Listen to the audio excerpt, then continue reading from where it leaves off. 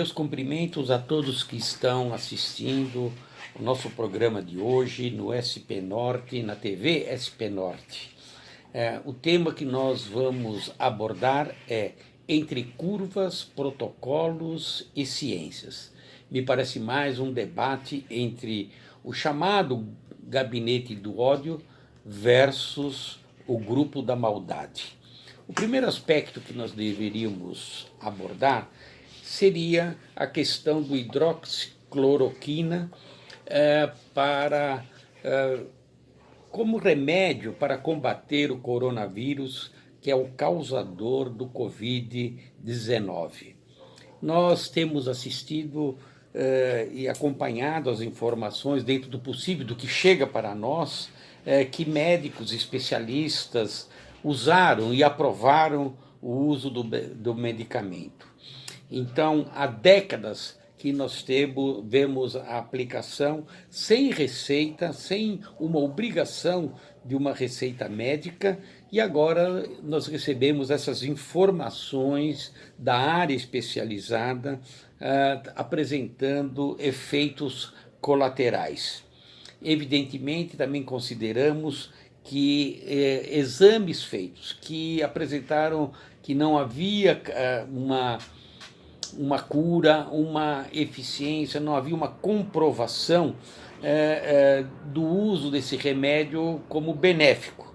Mas também verificamos que muitas mortes causadas eram devido a doses excessivas, mais do que o dobro do que era suportável. Então, na verdade, aqui, se a pessoa é consciente, especializada e aplica dessa forma, nós estamos aí diante de um crime de genocídio, porque ele deveria saber que não era suportável e ele, nesse caso, deve se apurar a responsabilidade.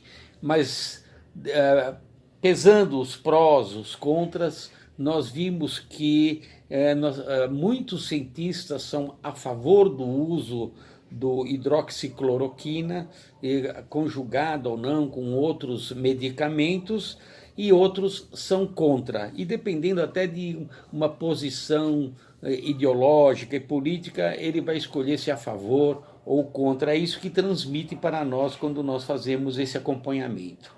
O importante é saber quem, como e quando isso pode ser oferecido, por quem, como e quando. Isso com relação ao medicamento em si e com relação também às medidas administrativas para nós combatermos essa pandemia que ataca hoje o mundo inteiro e particularmente aqui para nós, o Brasil. E é evidente que quando nós falamos quem, são os médicos que devem cuidar dos pacientes, e na parte administrativa são o presidente da República, a União, os estados através dos governadores e os prefeitos.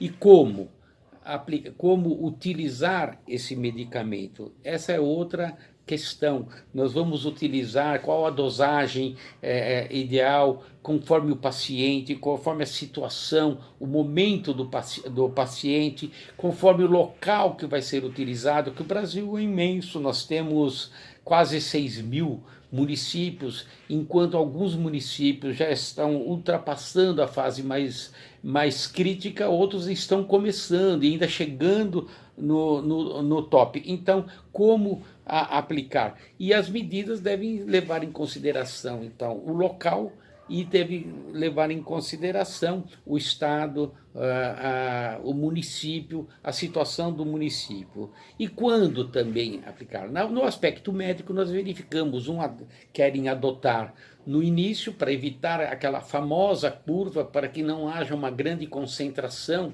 e uma impossibilidade de internação e a insuficiência não só de local, como instrumentos, e a insuficiência de médicos, humana, para tratar dos casos. E outros acham que deveria ser numa fase média, outra na fase mais grave, mas acreditamos que se a ideia é diminuir a curva, quanto antes melhor, porque evitaremos assim muitos de utilizarem os espaços, embora tenhamos aqui em São Paulo o Anhembi, que foi preparado para 1.800 para 1.800 pessoas, acabaram utilizando aí por volta de 250 e nem se terminou a instalação, porque faltam aparelhos, faltam colchões, em alguns lugares faltam até as macas para atendimento. Então é evidente que a parte médica deve ser atendida pelos profissionais da área e que vão saber as quantidades, os efeitos colaterais e fazer os acompanhamentos devidos. Nós temos aí uma noção de espaço e de tempo, quer dizer, o local e o momento do atendimento de acordo com cada local dentro do Brasil. Bom, além disso, nós verificamos que nesse atendimento nós temos problemas de corrupção, com aparelhos que não são entregues, aparelhos com defeitos, aparelhos que não foram comprados, e, enfim, desvio de verbas para o tratamento, e também verificamos também, com relação à curva, que outras enfermidades estão ocorrendo e trazendo também o óbito para crianças, para idosos, pessoas de risco, o aspecto do desemprego, o aspecto econômico, porque nesse sentido nós vamos verificar se a pessoa não trabalha, conforme a situação familiar da pessoa, muitas vezes 4, 6, 8 pessoas no mesmo cômodo de uma casa, se um vai ser acometido da doença, transmitirá fatalmente para os demais. Então, isso agravaria a situação. E o aspecto econômico no sentido, não de lucro, como se tem falado, mas no sentido de que a pessoa possa trabalhar, possa ter recursos para alimentação, para a compra de remédios, tratar da família, tratar de crianças, e nós temos visto aí que já muitas crianças estão chegando ao óbito exatamente por falta de condições. O jornal, nós podemos citar, por exemplo, nesse caso aqui, o jornal Estado de São Paulo, que apresenta que ao menos 50 mil brasileiros deixaram de ser diagnosticados com câncer. Então, nós temos várias outras doenças, apenas para exemplificar, e essas medidas que devem ser tomadas devem levar em consideração o que é isolamento, o que é afastamento e o que é distanciamento. Muito se fala em isolamento, mas que isolamento? Total? Grupos no mesmo cômodo, dentro de uma casa, ou seria melhor um afastamento, um distanciamento com as cautelas necessárias, evidentemente com o uso de máscara, desinfetantes, o álcool gel, enfim, uma série de produtos que podem evitar. Provavelmente, com esses estudos, nós teríamos uma solução melhor, porque combateríamos, evitaríamos a contaminação, ao mesmo tempo em que nós não provocaríamos outras doenças, outros óbitos através de outras doenças. Não adianta nós baixarmos muito a curva e excessivamente, porque nós vamos prolongar e não vamos congestionar os locais de atendimento, mas vamos gerar novos óbitos por outras doenças, por outras situações econômicas. Então, tudo isso tem que ser de uma forma equilibrada. Por quê? O que é o protocolo? O protocolo é um formulário regulador de atos públicos, é uma formalidade, uma etiqueta, um cerimonial, que deve levar em consideração todos esses aspectos que poderão agravar ou diminuir o problema. Muito se fala também em ciência. O que é ciência? É um conhecimento, é leitura, é a meditação, é uma instrução, sabedoria, é a soma de conhecimentos humanos, considerados em conjunto. Então, quando nós falamos considerados em conjunto, não devemos levar apenas considerarmos uma ciência médica que ela tem a visão do vírus, somente desse vírus, e esquece das outras ciências que são envolvidas, como as ciências econômicas, falamos já, ciências humanas, ciências sociais, que para podermos chegar a uma conclusão, para nós podermos ter uma solução mais adequada do problema. Então, uma questão também envolvida nessa matéria é as competências. Nós vemos aí que é competência da União, é competência dos governadores, é competência dos prefeitos. Então, se nós examinarmos a nossa Constituição, veremos do artigo 21 até o artigo 30 que as competências da União, as competências exclusivas da União, as competências privativas da União, as competências comuns, que é comuns à União, Estados, Distrito Federal e municípios, e as competências concorrentes, que pertencem também à União, os Estados, o Distrito Federal e ao município, interpretando de acordo com o artigo 30 da Constituição, uma competência suplementar. E nós verificamos que dentro dessas competências, nós verificamos que muitas vezes uma atitude de um Estado, uma atitude direta ou indiretamente, ela vai interferir numa competência que é da União. Por exemplo, o artigo 21, transporte rodoviário interestadual e internacional de passageiros. Nós verificamos algumas atitudes de governadores que interferiam nesse transporte rodoviário, e isso é competência da União. Legislar contra calamidades públicas. Artigo 21, inciso 18º, é competência da União. Transportes urbanos e saneamento é competência da União. Isso envolve essas doenças, envolve o coronavírus, a circulação de mercadorias, a circulação de alimentos, de remédios, e que muitas vezes uma atitude de um Estado vem interferir numa competência que é da União.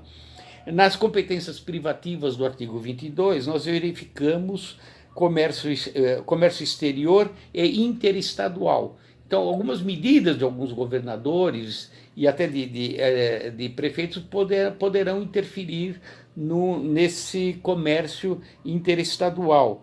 O trânsito e transporte, nós verificamos aí também certas medidas tomadas que interferem no trânsito e no transporte. E agora nós temos as competências comuns, e aí que gera uma maior discussão entre União, Estados e municípios e o Distrito Federal. Nas competências comuns nós encontramos no artigo 23, inciso 2º, saúde e assistência pública. Então é uma competência comum da União, dos Estados, do Distrito Federal e dos municípios.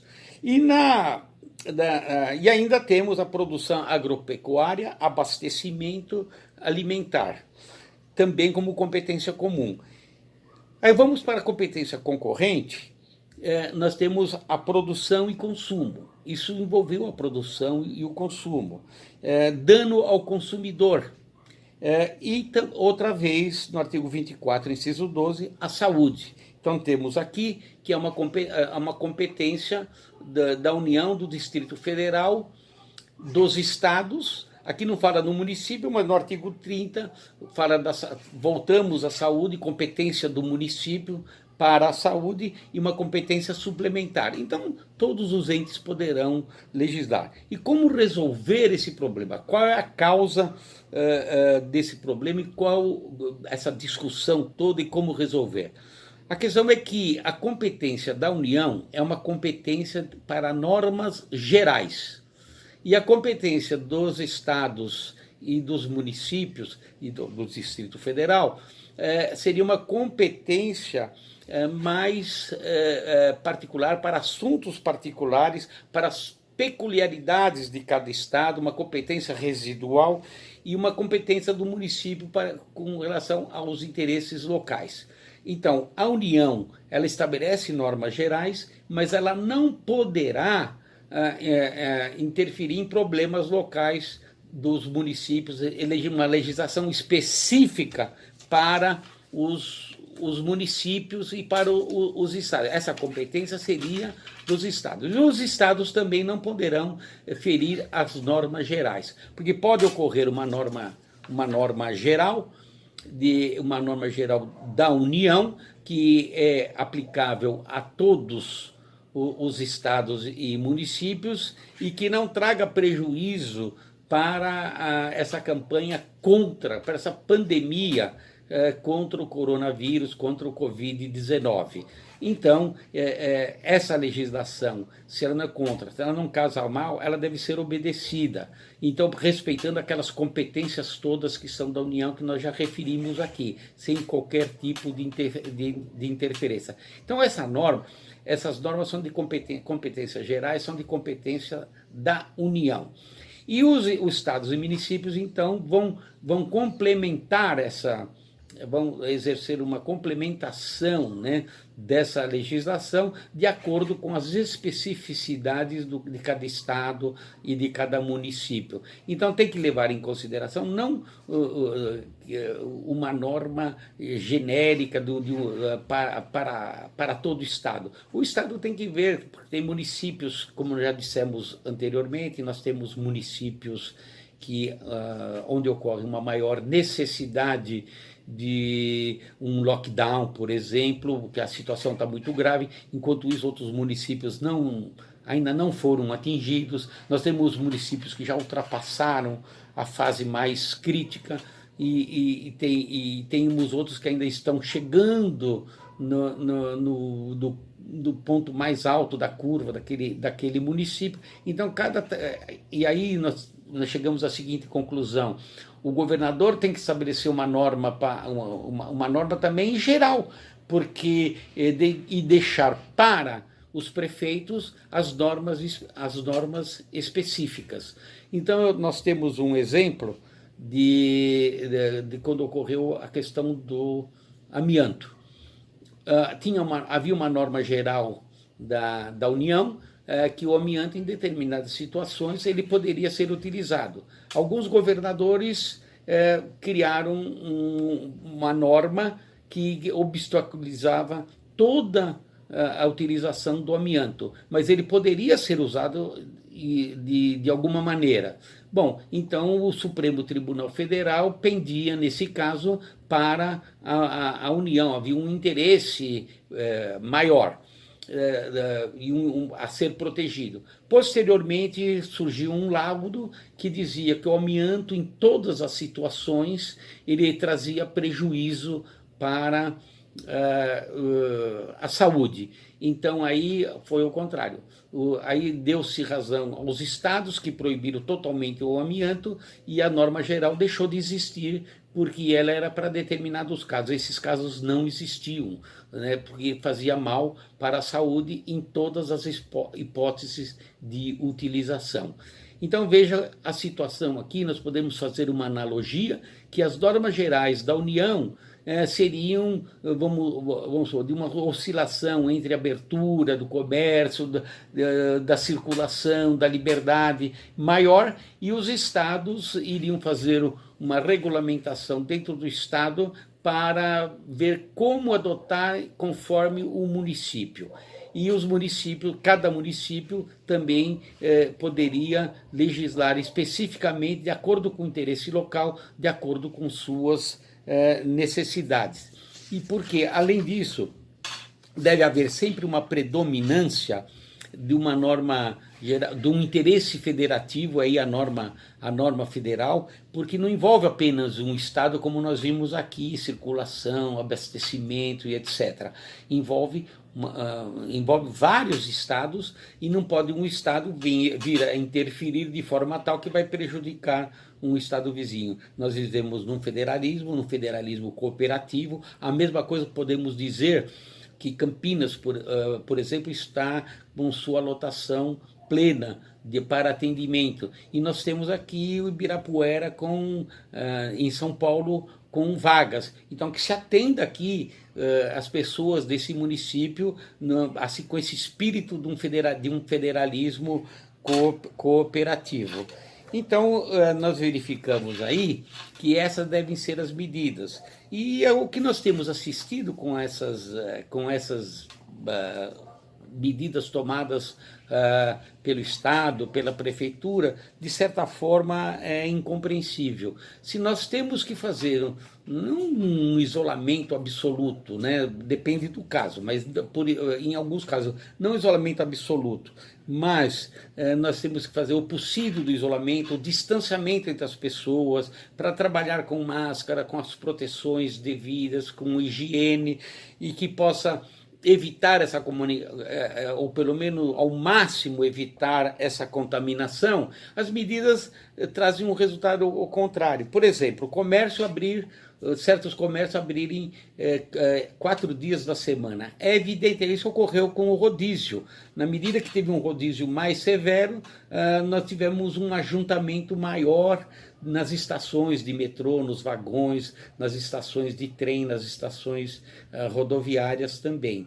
Então, isso aumentou o problema. Isso não é preservar a saúde, né? Isso aí é concentrar, é aumentar o risco, é aumentar o perigo. E, outra coisa, trabalhar por 6 horas. Quer dizer, no primeiro caso, ao invés de 4 dias, se nós distribuirmos por 7 dias, a atividade, certas atividades, vai distribuir de uma forma melhor e nós vamos ter menos agrupamentos. Se nós, ao invés de permitirmos abrir 6 horas, se abrir 12 horas, nós vamos separar ainda mais as pessoas. Então, isso seria proteger a saúde. O que nós estamos vendo é que vai agrupar, vai piorar a questão da saúde, vai concentrar as pessoas.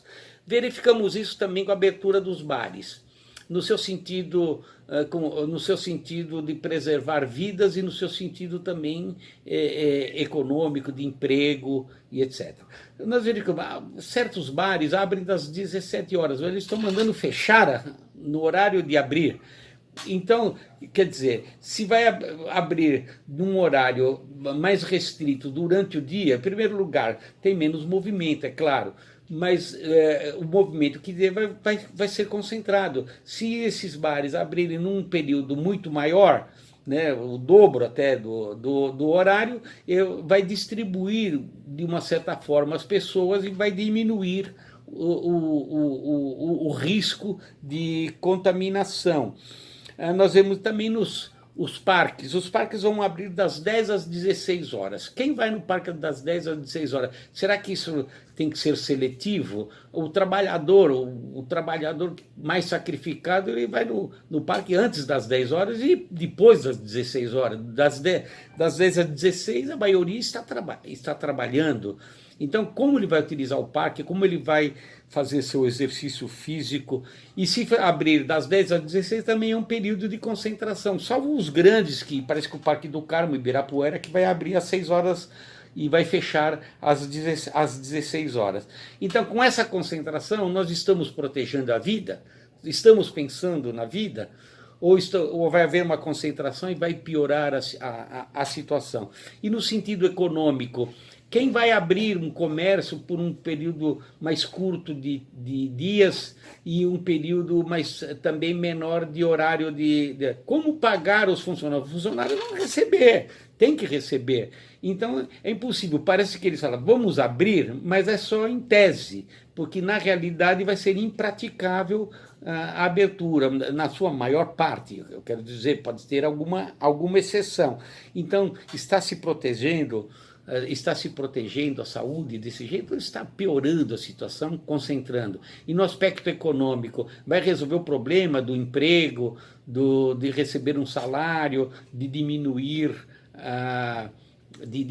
os problemas familiares, as mortes. Então, tudo isso vai, de uma certa forma, baixar a curva até um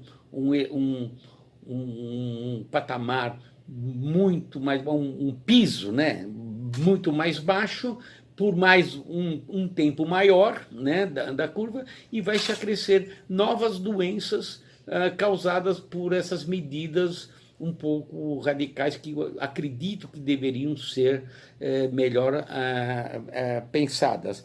E a gente chega à conclusão que e pensar, será que eles estão pensando em salvar vidas? Ou estão pensando ideologicamente, estão pensando politicamente nos interesses particulares deles próprios? Então é uma questão que nós deixamos aí para a meditação de todos e esperamos que eles consigam abaixar essa curva, estabelecer um protocolo adequado e usar as ciências, mas num sentido multidisciplinar, para que resolva os problemas do povo, que é o nosso objetivo.